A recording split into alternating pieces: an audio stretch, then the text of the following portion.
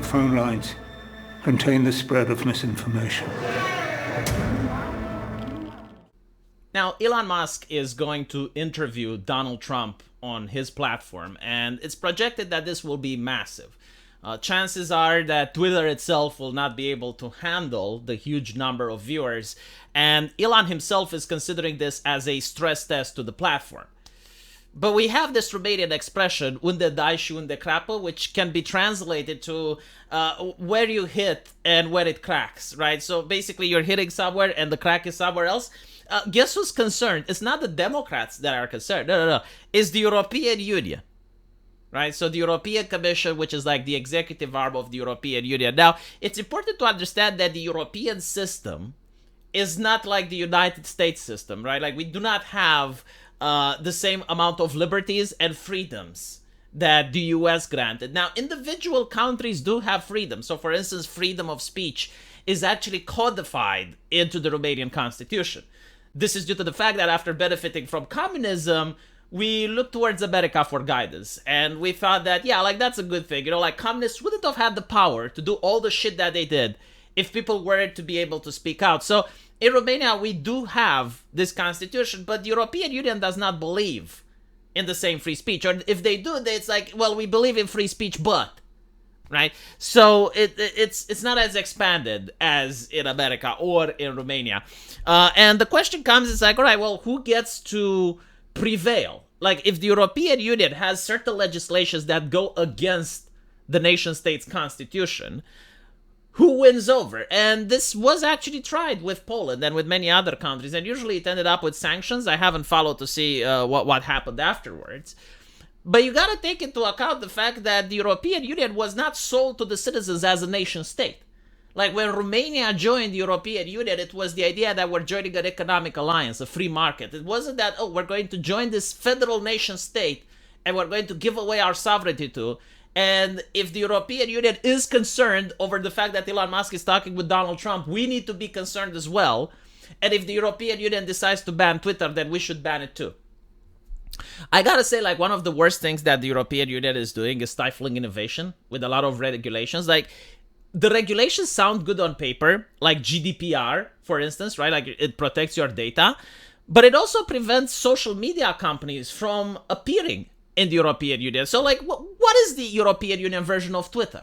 What is the European Union version of Facebook? I saw that they were really proud that, oh, we're the first nation that have ever passed regulation against AI. And it's like, okay, so what is the European Union's AI program? Like, the United States has one, China has one. So this is what the European Union does.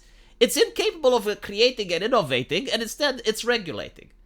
And this is upsetting me, by the way, because I do live in the European Union. I would like to be proud with Europe and say, oh, like, look at the stuff we're creating. Look at the stuff we're making. But instead, what we're creating is bureaucracy, legislation, and apparently I should now be concerned that my business, which part of it happens to be on Twitter, is going to be shut down because they don't like what Elon Musk is talking with Donald Trump. So as you can see, dear Mr. Musk, I'm writing to you in the context of recent events in the United Kingdom and in relation to the planned broadcast on your platform as a live conversation between the US presidential candidate and yourself, which will be accessible to users in the EU. I do not think that there is anything that Donald Trump says that the users in the EU should not hear. I mean, the only time a country behaved like this in recent memory is China during the Democratic debates. When Joe Biden started talking about China, China cut the broadcast from the US. Is this what we're becoming? Is this like what we need to do in order to protect the European Union values? Even if it's misinformation. So let me get this straight, right? Like, I as a citizen, if I go to a bank and make a loan, I can be misinformed, right? Like, that's fine. I mean, if it happens, it happens. Hey, it's my fault. Why did I sign? If I go to a car salesman and they tell me that this is the best car I can buy, and after I buy it, I find out that there was another car that I could have bought, well, that's still on me. Like, it's my fault for not being due diligent, right? But when it's about politics, when it's about listening to Donald Trump, oh, no. You need to make absolutely sure that everything is, like, 100% true because, like, this is how human beings operate. Like, human beings are not capable of discerning truth or misinformation. And by the way, like, the thing with misinformation, like, what really pisses me off is that, first of all, I have never seen people associated with the EU ever getting punished or held accountable when they spread misinformation.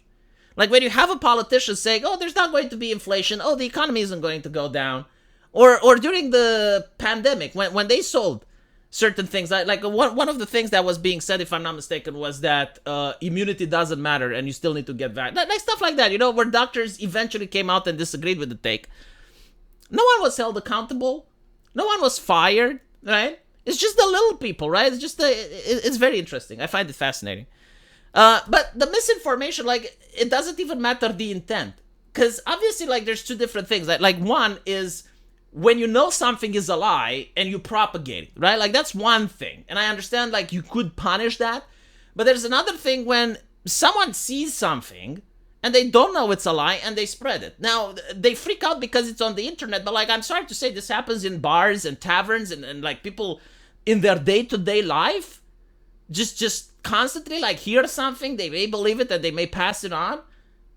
Like, what is with this bullshit that only truth should exist and only the government decides what is true or not? Like, if you don't like what Donald Trump is saying, why don't you use your own platform to contradict him? But anyway, look at this. I understand that you're currently doing a stress test on the platform. In this context, I am compelled to remind you of the due diligence obligations out in the Digital Service Act, as outlined in my previous letter.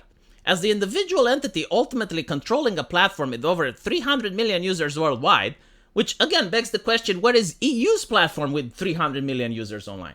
Why can't the EU create something, huh?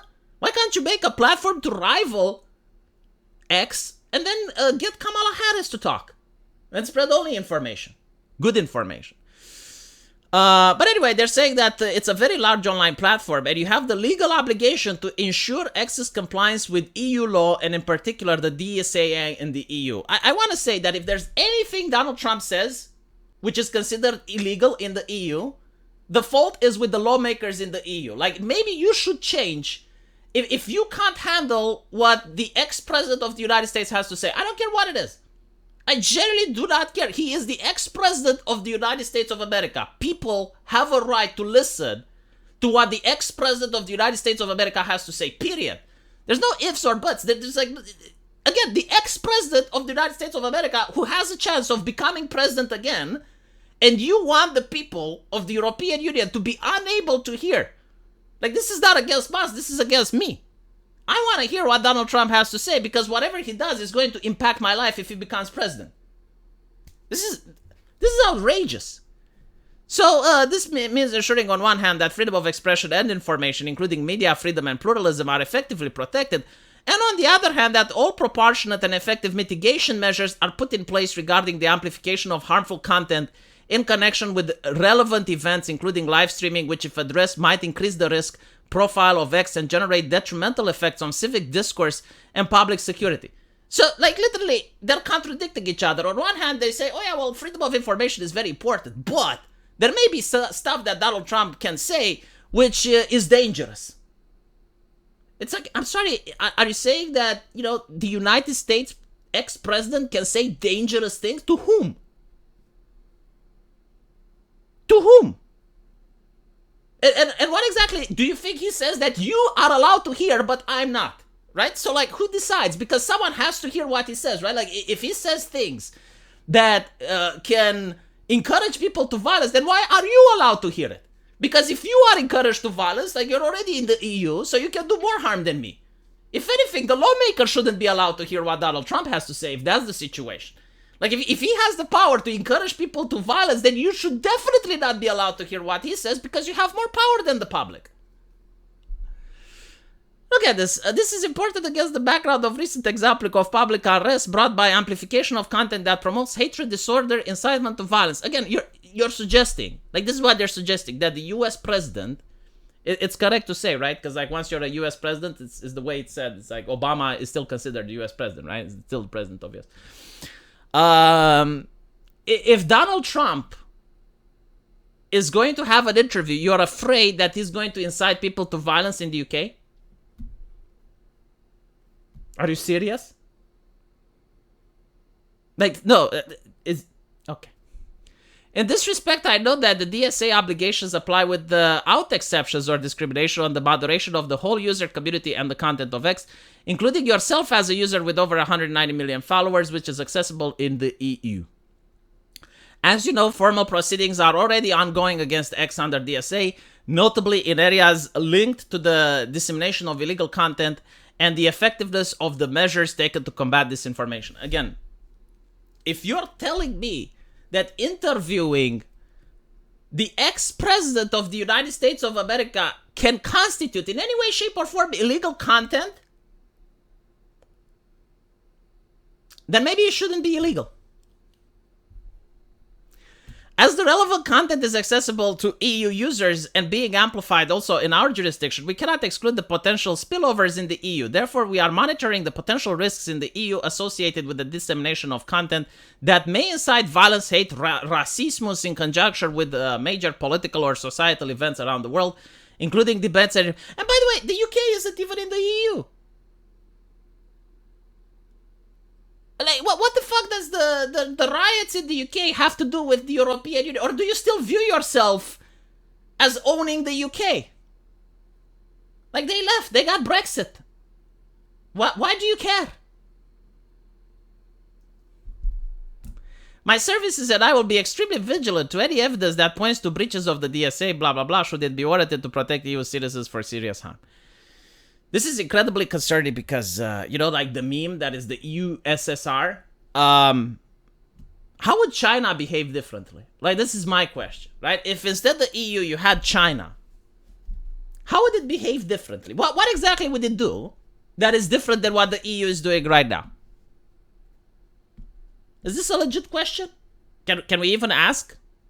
And if things are going this way, how is it going to look like 5 years from now? What about 10? What about 20?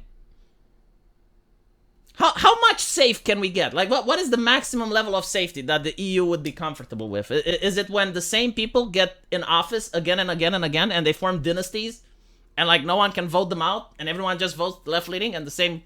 Huh? Is that when the EU will be satisfied? Just install a fucking monarchy then. Just anoint yourself as the leaders and have your family dynasties, but allow the public to be able to talk in peace. Jesus. I want to hear what the American presidential candidate has to say. Fuck's sakes. And by the way, do you think they would act like this if Kamala Harris was the one that was giving the speech, or if it was Obama or anyone else? Is it only Republicans that they don't like? Maybe they're upset about the pipeline, huh? Maybe Nord Stream still upsets them? What do you guys think? Why are they like this, huh? Why are they acting like this? Let me know what you think, and I'll see you guys in the comment section. Take care.